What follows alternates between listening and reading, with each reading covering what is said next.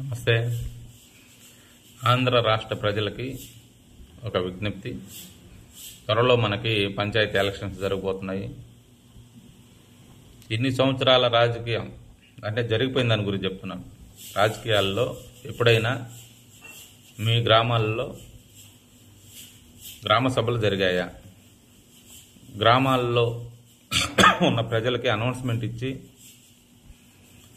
ప్రతి 6 నెలలకు ఒకసారి ఒక మీటింగ్ పెట్టుకొని ఒక గ్రామ సభ పెట్టుకొని, ఇదిగో ఈ 6 నెలల్లో మనకి ఇంత డబ్బులు వచ్చినాయి, గవర్నమెంట్ నుంచి కానీ సెంట్రల్ గవర్నమెంట్ నుంచి కానీ ఇంత ఫండ్స్ వచ్చింది, ఈ ఫండ్స్ని ఇది ఈ వరకు ఖర్చు పెట్టేసాము, ఇంకా బ్యాలెన్స్ ఇంత అమౌంట్ ఉంది, కేంద్రం మన గవర్నమెంట్ నుంచి రావాల్సిన అమౌంట్ ఇంత ఉంది, ఈ సమస్యలు ఏం సమస్యలు ఉన్నాయి అన్ని నోట్ చేసుకొని ఈ డబ్బులు దేనికి పెట్టుకుందాము అని ఎప్పుడన్నా సభలు పెట్టారా?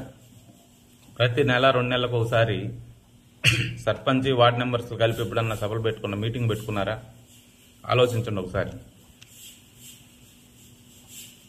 గ్రామ ప్రజలు అడగాల్సిన హక్కు ఉంది, రాజ్యాంగంలోనే ఉంది. ప్రతి 6 నెలలకు ఒకసారి గ్రామ సభలు జరిపించాలి అనేసి. గ్రామానికి వచ్చే ప్రతి రూపాయి గ్రామంలో ఉన్న చిన్నపిల్లవాళ్ళ కాడి నుంచి రేపో మాపో చనిపోయే వృత్తుల కాడికి అందరికీ తెలియాల్సిన బాధ్యత ఉంది. అలా ఉంటేనే గ్రామాలు బాగుపడతాయి. గ్రామాలు బాగుపడాలంటే గ్రామంలో ఉన్న ప్రజలు యాక్టివ్ అవ్వాలి. 5,000కో 10,000కో ఓట్లేసేసి ఈరోజు మన కడుపు నిండిపోయింది అనుకుంటే మన గ్రామం ఎప్పుడు బాగుపడదు, ఎప్పుడు అభివృద్ధి చెందదు. ఒక పంచాయతీ ఎలక్షన్లకే లక్షలు ఖర్చు పెట్టేస్తున్నారు. 20 లక్షలు, 30 లక్షలు, 50 లక్షలు పెట్టేస్తే ఇంకా వచ్చే డబ్బులు అతను తినక ఎక్కడ మీకు గ్రామాన్ని అభివృద్ధి చేస్తాడు? ఆలోచించండి ఒకసారి. మన కళ్ళ ముందే కనపడుతుంటది. అతని కాడ ఉందో లేదంటే బయట నుంచి అప్పులు తెచ్చో పెడతా ఉంటాడు మనకే, అయినా మనం తీసుకుంటుంటాం. అవి తినక ఏం చేస్తాడు గవర్నమెంట్ డబ్బులు? ఆలోచించండి మీరు.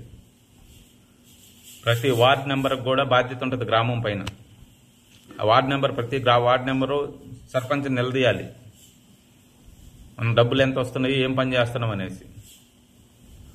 సో నేను చెప్పేది ఏంటంటే, డబ్బులు తీసుకోకుండా ఓట్లేసి వార్డు మెంబర్స్ని సర్పంచ్ని నిలదీసి మీ గ్రామాన్ని అభివృద్ధి చేసుకోండి దయచేసి.